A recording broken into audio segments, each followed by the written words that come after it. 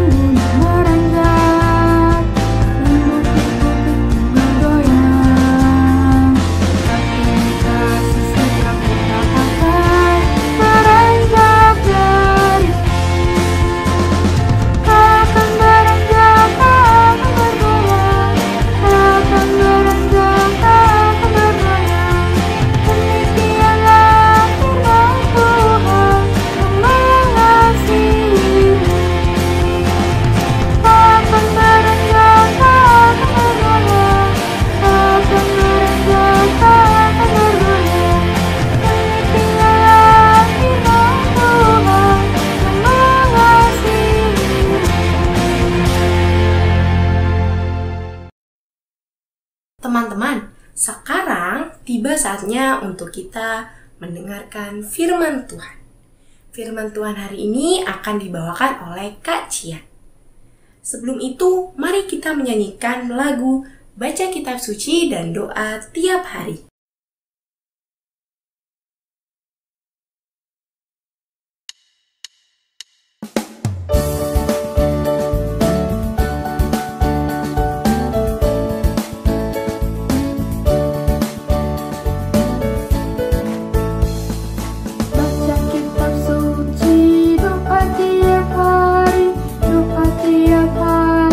Doa tiap hari, baca kitab suci, doa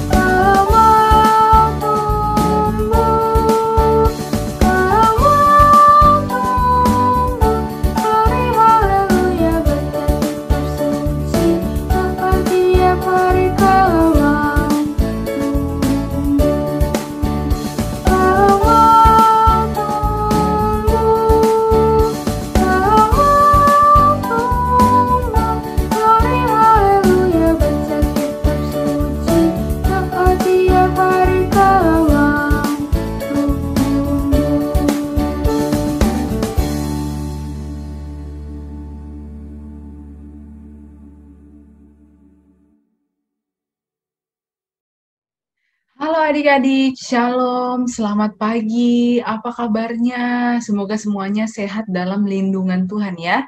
Nah, pagi hari ini bertemu lagi dengan Kak Cia, dan kita akan bersama-sama belajar, kita akan bersama-sama memahami tentang firman Tuhan. Tapi sebelum itu, mari kita satu dalam doa. Kita berdoa. Ya Allah yang baik, kami mengucap syukur karena kami percaya semua berkat penyertaan hanya berasal daripadamu saja.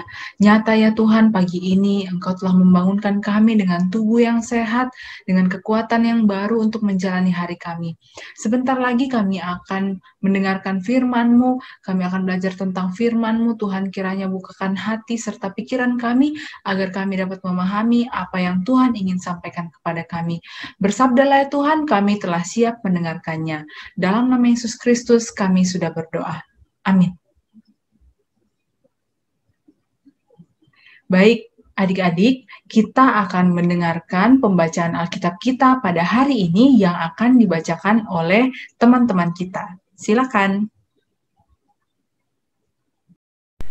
Bacaan Alkitab pada pagi hari ini terambil dari Kejadian 3 ayat 15. Beginilah firman Tuhan. Aku akan mengadakan permusuhan antara engkau dan perempuan ini, antara keturunanmu dan keturunannya. Keturunannya akan meremukkan kepalamu, dan engkau akan meremukkan tumitnya. Demikianlah firman Tuhan. Keluaran 12 ayat 1 sampai 3 tentang perayaan Paskah. Berfirmanlah Tuhan kepada Musa dan Harun di tanah Mesir. Bulan inilah akan menjadi permulaan segala bulan bagimu. Itu akan menjadi bulan pertama bagimu tiap-tiap tahun. Katakanlah kepada segenap jemaah Israel, pada tanggal 10 bulan ini diambillah oleh masing-masing seekor anak domba menurut kaum keluarga, seekor anak domba untuk tiap-tiap rumah tangga. Pada zaman itu, tidak ada raja di antara orang Israel. Setiap orang berbuat apa yang benar menurut pandangannya sendiri. Bacaan keempat dari 2 Samuel 7 ayat 28. Oleh sebab itu, ya Tuhan Allah, Engkaulah Allah dan segala firman-Mu lah kebenaran. Engkau telah menjanjikan perkara yang baik ini kepada hamba-Mu. Baik, kita sudah mendengarkan firman Tuhan yang dibacakan oleh teman-teman kita. Nah, tema kita untuk minggu ini adalah kisah Allah dari Kejadian sampai Ester. Jadi kita mau sama-sama mereview apa saja yang sudah kita pelajari, yang kita saksikan di Kejadian hingga Ester. Nah, apa saja yang sudah kita saksikan di kitab Kejadian sampai Ester? Di kitab Kejadian, jadi kakak akan membahas satu persatu ya, dan ini juga semoga bisa membantu adik-adik untuk mengingat lagi apa saja yang sudah kita bahas di kitab tersebut. Di kitab Kejadian, kita bertemu dengan tokoh Adam dan Hawa. Kita juga bertemu dengan Nuh dengan bateranya. Lalu kita juga bertemu dengan Yakub dan Esau, juga ada Abraham dan Ishak. Kita melihat 4 kisah ini, hanya beberapa kisah, jadi kakak tidak menyebutkan semuanya, tapi 4 kisah ini memperlihatkan bahwa Allah memelihara manusia, dan Allah selalu punya janji yang ditepati dan juga diturunkan kepada manusia. Seperti itu kita melihat Adam dan Hawa, walaupun mereka kemudian berbuat dosa, mereka diusir dari Taman Eden, kemudian Allah tetap memberikan mereka berkat melalui kehidupannya beserta keturunan selanjutnya. Nyata kemudian ada Nuh beserta bahteranya, lalu Abraham memperoleh anaknya yaitu Ishak yang kemudian mau dikorbankan, tapi ternyata Allah begitu kasih dan melihat kesungguhan dari Abraham, kemudian dia memberikan domba untuk menggantikan Ishak untuk dikorbankan. Lalu yang selanjutnya ada Yakub dan Esau, 2 bersaudara ini ya, anak dari Ishak yang kemudian ada yang berbohong, mereka akhirnya bertengkar, ada yang lari, tapi akhirnya apa? Mereka juga berdamai. Dan Yakub pun dia dibangkitkan dari kesalahannya, Walaupun dia sudah bersalah, Tuhan tetap memberkati dia dan ternyata dia yang melanjutkan keturunan bagi umat Allah. Seperti itu. Nah, lalu selanjutnya kita ke kitab Keluaran. Kitab Keluaran di sini didominasi oleh kisah tentang Musa. Ingat ya, apa yang terjadi di situ, bangsa Israel sedang dijajah, sedang di tanah Mesir, di tanah pembuangan, dia menjadi bangsa yang dijajah. Lalu Allah mengutus Musa untuk kemudian menyelamatkan. Kita melihat ada 10 tulah, setelah 10 tulah kemudian mereka keluar dari tanah Mesir, dikejar lagi oleh bangsa Mesir, prajurit-prajurit Mesir, tapi kemudian Allah menunjukkan kuasanya lagi, yaitu apa? Musa bisa membelah laut. Seperti itu. Jadi kita lihat lagi ya, tokoh-tokoh yang kakak angkat di sini memperlihatkan bagaimana Allah mewujudkan janjinya atau covenant-nya, ya, bagaimana Allah menunjukkan kuasanya itu melalui umat-umatnya. Begitu. Kita lanjut ke kitab Imamat. Nah, kitab Imamat ini kita bisa melihat ada peraturan-peraturan yang diberikan oleh Allah, ya, diberikan peraturan, dan di sini yang paling menonjol adalah tentang kemah suci, tentang imam-imam, tentang kemudian peribadahan, tentang korban persembahan. Seperti itu. Jadi kita memang bisa melihat di kitab Imamat, kita melihat, oh, di mana sih kita meletakkan tabut perjanjian, seperti apa imam itu, pakaiannya seperti apa, di situ semua di Imamat kita bisa baca. Begitu. Nah, selanjutnya dua kitab setelah kitab Imamat adalah kitab Bilangan dan kitab Ulangan. Di sini kita bisa melihat kitab Bilangan itu sebagai kitab pengembaraan, sedangkan kitab Ulangan itu adalah isinya mengingatkan kembali. Begitu, mengingatkan kembali tentang apa, Kak? Tentang bagaimana Allah menyertai bangsa Israel. Selain itu mengingatkan lagi tentang apa? Tentang kewajiban-kewajiban bangsa Israel. Bagaimana mereka beribadah, bagaimana mereka harus taat kepada Allah. Jadi isi, kenapa dikatakan ulangan? Karena memang beberapa isi dari ulangan itu adalah pengulangan yang sudah disampaikan oleh peraturan-peraturan yang sudah disampaikan oleh Allah sebelumnya. Begitu. Jadi dipertegas di kitab Ulangan. Selanjutnya, kitab Yosua. Masih ingat ya? Yosua. Nah, Yosua di sini dia menjadi orang yang dipilih oleh Allah, dan di sini kemudian rakyat Israel, bangsa Israel itu dalam perjalanan menuju tanah Kanaan, tanah perjanjian yang dijanjikan oleh Allah. Nah, kemudian di sini Yosua melanjutkan tugas dari Musa dan Harun dan memimpin orang Israel masuk ke tanah Kanaan. Di sini kejadian yang paling ikonik atau yang paling kita kenal yaitu adalah runtuhnya tembok Yeriko. Seperti itu. Jadi penyerangan itu, perebutan wilayah itu dipimpin oleh Yosua. Selanjutnya kitab 1 dan 2 Hakim-Hakim. Nah, jadi sebelum kakak lanjut, kita harus melihat ini secara kronologis ya. Kronologis itu maksudnya apa, Kak? Jadi ada rentang waktunya, alurnya ada. Alurnya maju, seperti itu. Jadi kita melihat, oh dari Yosua, setelah masanya Yosua, yaitu masa Hakim-Hakim. Begitu. Jadi di sini,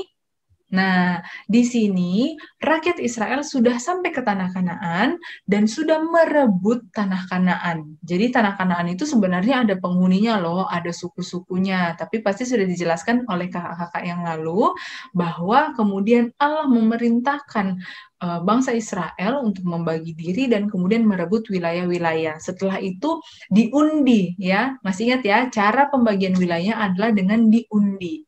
Seperti itu. Jadi ada 12 suku Israel itu dibagi sesuai dengan wilayah-wilayah tertentu yang kakak perlihatkan di gambar ini. Nah, di masa Hakim-Hakim ini, ya, jadi rakyat Israel itu mereka sudah menetap di lokasinya masing-masing sesuai dengan suku-sukunya.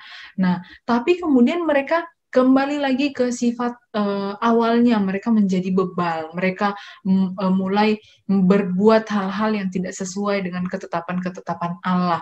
Mereka kemudian mulai menyembah Baal. Nah, bagaimana caranya kemudian Allah memutarbalikkan semua itu? Allah kemudian mengutus para hakim. Jadi banyak hakim ya, sudah dibahas juga di pertemuan yang lalu, siapa saja hakim-hakim yang memerintah Israel, ya, bagaimana hakim-hakim menunjukkan jalan pulang, ya. Jalan pulang maksudnya bagaimana orang Israel itu mau lagi bertobat untuk kembali kepada jalan Allah. Begitu. Nah, di sini ada satu gambar yang kakak perlihatkan. Ini adalah, masih ingat siapa? Ini adalah yang kekuatannya di rambut, makanya rambutnya agak gondrong gitu. Ya, betul. Jadi dia adalah Samson. Nah, dia adalah hakim-hakim, salah satu hakim yang bertugas untuk kemudian menuntun bangsa Israel untuk kembali ke jalan Allah. Walaupun kita ketahui di tengah perjalanannya, Samson juga dia menjadi berpaling dari jalan Allah karena godaan Delila, tapi setelah itu dia katakanlah dia membalas dendam, dia kemudian kembali lagi kepada Allah, dan yang terakhir dia menghancurkan pilar-pilar yang kita bisa baca di Alkitab. Seperti itu. Jadi itu hakim terakhir. Sebenarnya ada banyak sekali hakim yang yang dinyatakan di dalam hakim-hakim, tetapi kakak hanya menjelaskan satu saja. Nah, kita bisa lihat di sini Israel itu selalu membutuhkan sosok, membutuhkan tokoh yang bisa mengarahkan mereka. Begitu. Nah, sekali lagi kita lihat secara timeline ya, dari Ulangan, dari Yosua, lalu ke hakim-hakim. Nah, ini sudah menetap ya, bangsa Israel sudah menetap di tanah perjanjian atau di tanah Kanaan. Nah, setelah itu kita masuk ke kitab Rut. Nah, ini pasti banyak nih yang ingat tentang kisah Rut. Kita ingat kisah Rut, nama mertuanya siapa? Naomi. Ya, jadi memang Rut di sini memperlihatkan sosok sebagai seorang yang taat kepada Allah. Begitu. Jadi ini terjadi, kisah Rut ini terjadi pada masa hakim-hakim. Ya, jadi memang banyak orang yang bebal, banyak orang yang kemudian keluar dari ketetapan Allah, tapi di sini Rut digambarkan beserta Boas, beserta Naomi itu sebagai umat yang taat kepada Allah. Dan dari kisah Rut ini, setelah dia bertemu dengan Boas, kemudian Allah memakai mereka untuk menjadi perpanjangan tangan Allah, melanjutkan keturunan yang dijanjikan oleh Allah. Seperti itu yang terjadi dalam kitab Rut. Jadi lihat ya, sampai di kitab Rut pun kita masih bisa melihat covenant atau janji Allah itu diwujudkan. Jadi tidak pernah berhenti di masa ini aja, habis itu udah nggak ada lagi. Tidak, selalu ada. Oke, kita lanjut ke kitab 1 dan 2 Samuel. Kitab 1 dan 2 Samuel, kita bisa melihat kisah pertamanya adalah tentang Samuel. Dia sebagai anak yang dikaruniai oleh Allah, ya, dia diberikan oleh orang tuanya untuk mengabdi kepada imam besar, kepada Allah, dan kemudian dia bisa menjadi kepercayaan Allah. Begitu. Nah, setelah itu di kitab 1 dan 2 Samuel ini juga kita bisa melihat raja pertama Israel yang diurapi. Raja pertama Israel yang diurapi, ayo siapa? Ini gambar siapa nih yang lagi diurapi? Saul. Nah, jadi Saul adalah raja pertama Israel. Kalau kita masih ingat, ya, kalau adik-adik masih ingat, kenapa ya tiba-tiba Saul ini, kenapa tiba-tiba Israel punya raja? Padahal kan sebelumnya hakim-hakim. Nah, jadi bangsa Israel pada masa itu melihat bangsa-bangsa lain, kok yang lain ada rajanya, kayaknya enak ya punya raja ya. Mereka juga ingin punya raja. Jadi mereka menuntut kepada Samuel pada saat itu bahwa mereka mau memiliki raja. Sehingga Saul diurapi ya menjadi raja pertama di Israel. Nah, selanjutnya generasi keduanya adalah Daud. Nah, pasti masih ingat nih, ini gambarnya yang kecil pasti Daud, yang besarnya adalah Goliat. Nah, jadi Daud dan Goliat menjadi salah satu kisah yang juga bisa kita baca di dalam kitab 1 dan 2 Samuel, dan kita melihat bagaimana Allah memakai Daud untuk kemudian menyatakan kuasanya. Seperti itu. Dan akhirnya nanti kita melihat bagaimana pergantian ya dari Saul raja pertama, lalu raja selanjutnya adalah Daud. Nah, jadi raja yang memerintah kemudian yang kedua di bangsa Israel itu adalah Raja Daud. Kita masuk ke kitab selanjutnya, kitab 1 dan 2 Raja-Raja. Nah, di kitab 1 dan 2 Raja-Raja, judulnya aja udah Raja-Raja ya, berarti kita bisa melihat atau bertemu dengan raja-raja yang memerintah di Israel. Nah, setelah kemudian pemerintahan Daud, masuklah ke pemerintahan berikutnya berdasarkan keturunan, dan ini adalah janji Allah. Ya, janji Allah bahwa keturunan Daud, jadi kekuasaan Daud tidak akan pernah berhenti, yaitu maksudnya melalui keturunannya. Seperti jadi Daud dijanjikan oleh Allah bahwa kekuasaannya dia akan abadi itu melalui keturunannya. Nah, dilanjutkan oleh Salomo. Jadi raja ketiga dari bangsa Israel adalah Salomo. Ini gambarnya Salomo. Nah, tapi kemudian di dalam pemerintahan Salomo yang memang awalnya dia sangat bijaksana, dia begitu berhikmat, tapi di ujung pemerintahannya ternyata Raja Salomo kemudian juga tidak bisa mempertahankan imannya kepada Allah. Dia memilih untuk melakukan hal-hal yang tidak sesuai dengan ketetapan Allah. Dan pada akhirnya kita bisa lihat di sini kerajaan atau bangsa Israel itu terbagi menjadi dua, yaitu Israel dan Yudea. Begitu, dibagi atas dua. Ini pasti penjelasannya sudah dijelaskan sama kakak-kakak ya sebelumnya. Di sini kita bisa lihat ada yang memerintah, ada Yeroboam, ada juga yang memerintah namanya Rehoboam. Seperti itu. Jadi itu semua berdasarkan pembagian kekuasaan pada masa itu, perselisihan. Makanya mereka bagi wilayah aja, karena saya tidak mau ikut Jeroboam jadi jadi raja, saya ikutnya Rehoboam. Begitu juga yang lain. Jadi 12 suku Israel saat itu terpecah menjadi dua bagian, begitu, menjadi dua wilayah kerajaan, yaitu Israel dan Yudea. Nah, kemudian kalau kita baca secara lebih lanjut lagi kitab 1 dan 2 Raja-Raja ya, di pasal 2 Raja-Raja itu diperlihatkan bagaimana akhirnya kerajaan yang sudah terbagi dua, rajanya ganti-ganti, ada raja yang baik, ada raja yang buruk ya. Kemudian pada akhirnya kedua kerajaan ini harus kembali dijajah atau kembali dijadikan jajahan, seperti itu. Dia dibuang ke Babilonia. Seperti itu. Jadi memang kita bisa melihat bagaimana bangsa Israel ini kondisinya sangat naik turun ya adik-adik ya. Sangat naik turun. Mereka kadang begitu taat sama Allah, kadang mereka bebal, tapi setelah mereka ditegur dengan kejadian, dengan satu peristiwa, mereka akan cepat-cepat bertobat. Begitu. Tapi yang bisa kita pastikan bahwa Allah begitu setia akan janjinya. Allah begitu sayang sama bangsa Israel sehingga mereka bisa kembali lagi ke jalan Allah. Allah berkenan lagi menerima mereka sebagai umatnya. Seperti itu. Jadi itu yang terjadi di kitab 1 dan 2 Raja-Raja. Nah, selanjutnya kitab 1 dan 2 Tawarik. Nah, kitab 1 dan 2 Tawarik ini kita bisa lihat di sini, kita mau lihat yang terjadi adalah kemudian bangsa Israel kembali dari pembuangan. Kalau kita baca secara jelas lagi, jadi Allah begitu kasih kepada Israel setelah mereka dijajah, setelah mereka ditawan, setelah mereka menjadi budak di negara lain, Allah masih memberikan kesempatan. Seperti itu, masih memberikan kesempatan kepada bangsa Israel untuk bertobat, untuk kemudian kembali.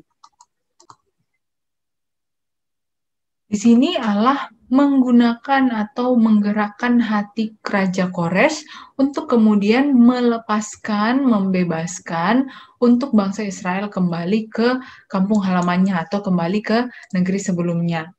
Begitu. Jadi memang bisa kita lihat bagaimana Allah bisa menggerakkan hati penguasa Babilonia pada saat itu, sehingga bangsa Israel bisa kembali ke bangsa sebelumnya. Nah, selanjutnya ada kitab Ezra, Nehemia, dan kitab Ester.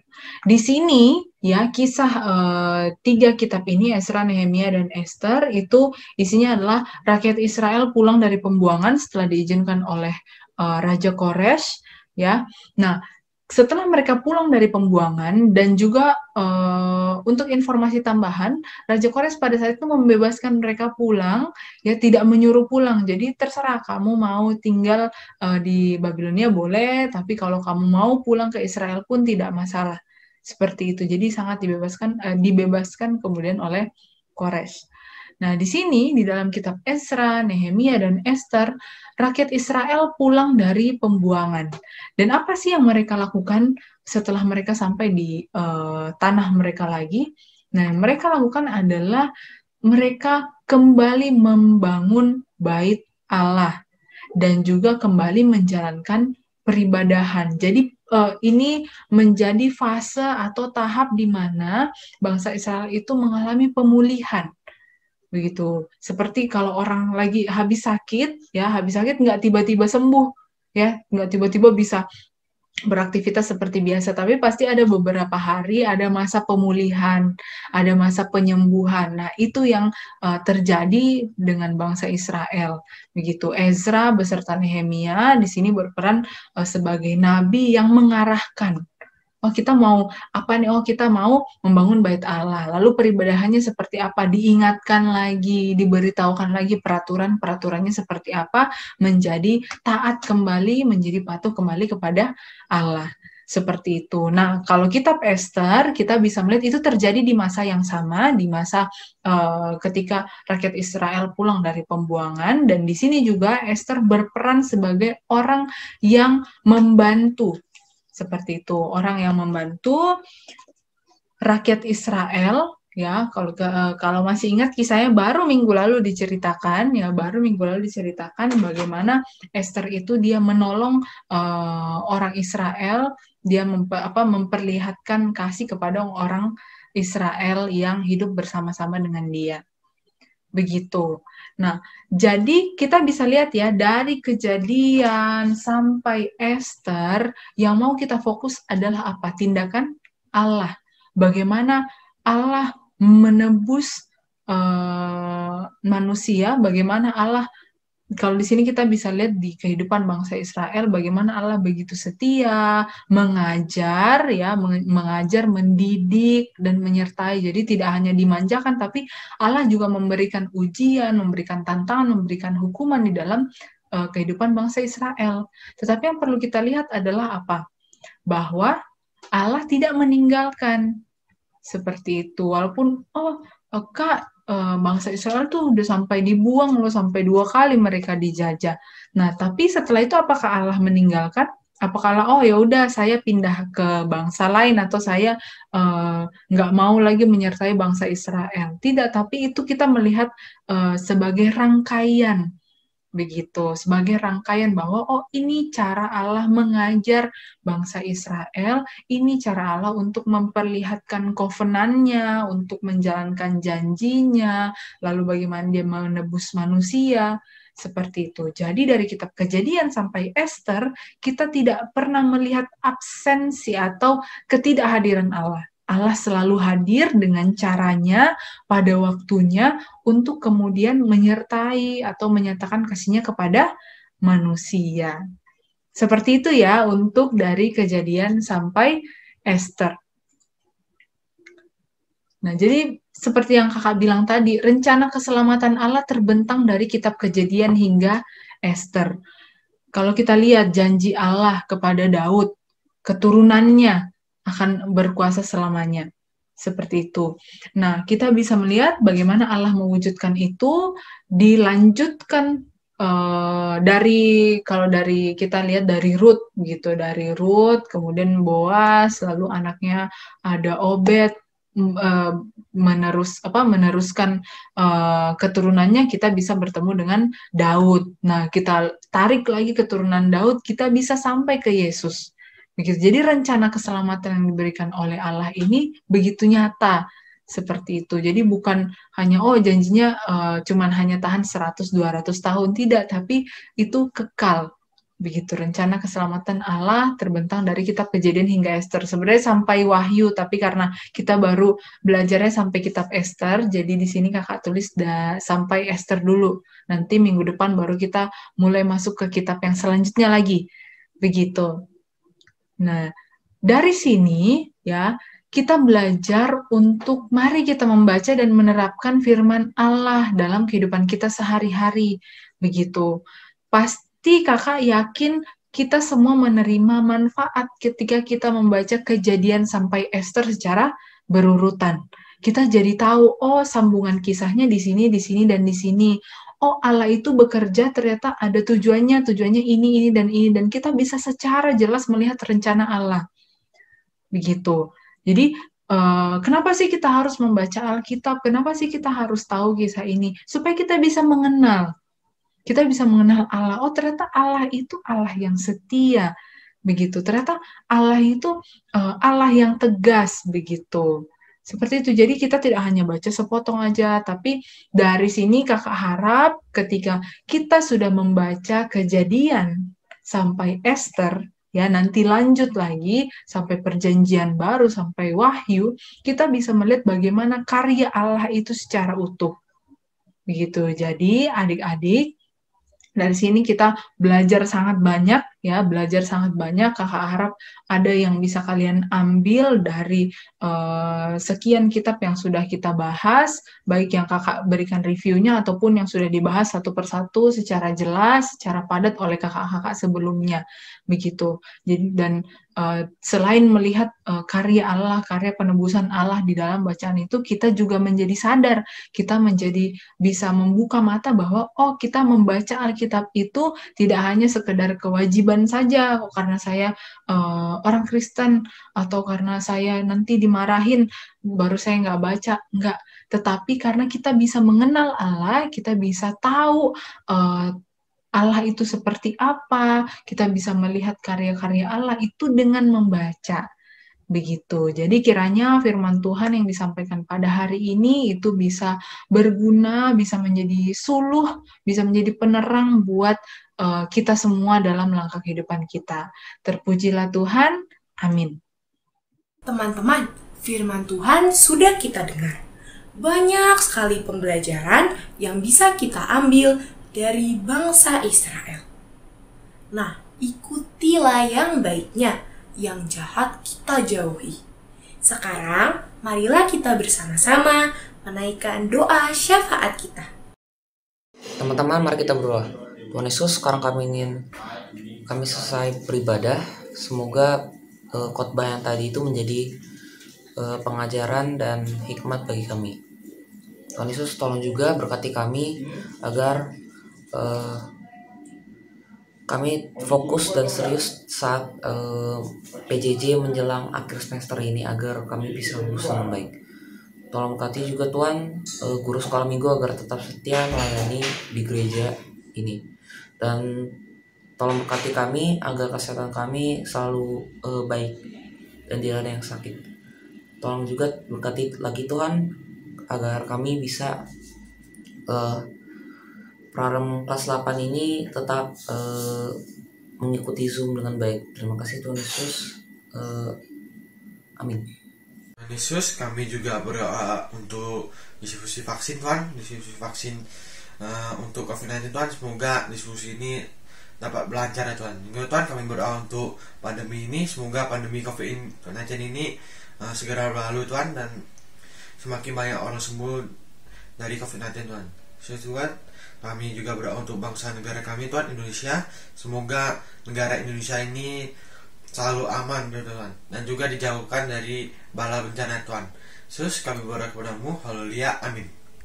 Teman-teman, sekarang dengan segala kerendahan hati, marilah kita menaikkan syukur lewat persembahan. Teman-teman semua bisa mengumpulkan uang persembahan di dalam amplop untuk kemudian dibawa ke gedung gereja saat kita telah beribadah bersama-sama. Atau juga bisa melalui rekening berikut atau dengan QR Code ini. Untuk mengiringi persembahan, marilah kita menyanyikan lagu Kuberi Persembahan dari Kidung Jemaat 302 bait 1 sampai 2.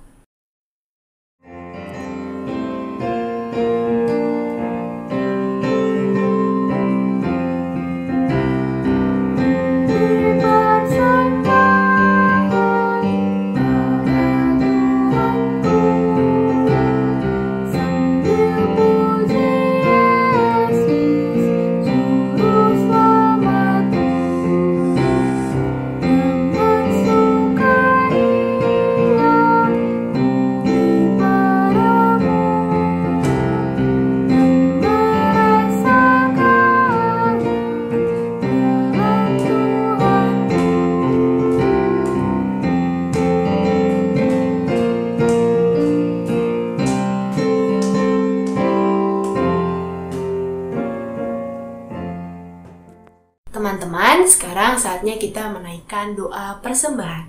Marilah kita berdoa. Ya Tuhan, terima kasih untuk segala berkat yang berlimpah di hidup kami. Sekarang kami telah melaksanakan persembahan kami, memberikan persembahan dari berkat yang telah Engkau limpahkan bagi kami.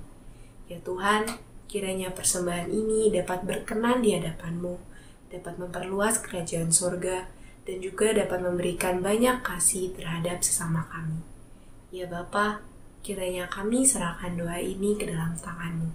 Dalam nama-Mu kami berdoa dan mengucap syukur. Amin. Teman-teman, ibadah hari ini telah selesai. Jangan lupa untuk menerapkan firman Tuhan yang telah diajarkan di dalam kehidupan kita sehari-hari. Sekarang, marilah kita menyanyikan lagu penutup kita, Tinggallah di dalam Yesus, dari Kidung Jemaat 356 bait 1 sampai 2.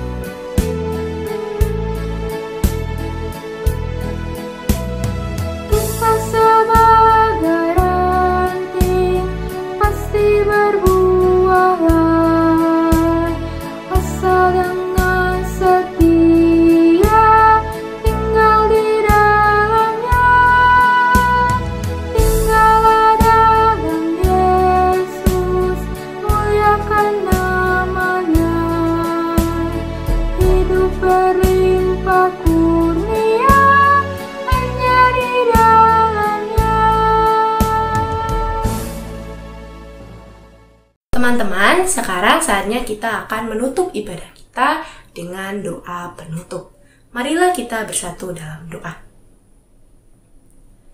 Ya Bapa, terima kasih untuk segala berkat dan penyertaan-Mu sepanjang ibadah kami hari ini, dari awal, pertengahan, hingga akhir. Ya Bapa, ajarlah kami anak-anak-Mu untuk mau menerapkan firman-firman-Mu, menjadi pelaku firman dari apa yang telah Engkau sampaikan kepada kami. Ya Bapa, jikalau hari ini kami akan melanjutkan kegiatan kami setelah ibadah, kiranya kegiatan kami Engkau yang pimpin dan kiranya bisa berkenan di hadapan-Mu. Ya Bapa, kami berterima kasih dan mengucap syukur. Kami berdoa dalam nama-Mu saja ya Tuhan. Haleluya. Amin. Bapa, terima kasih. Bapa, terima kasih.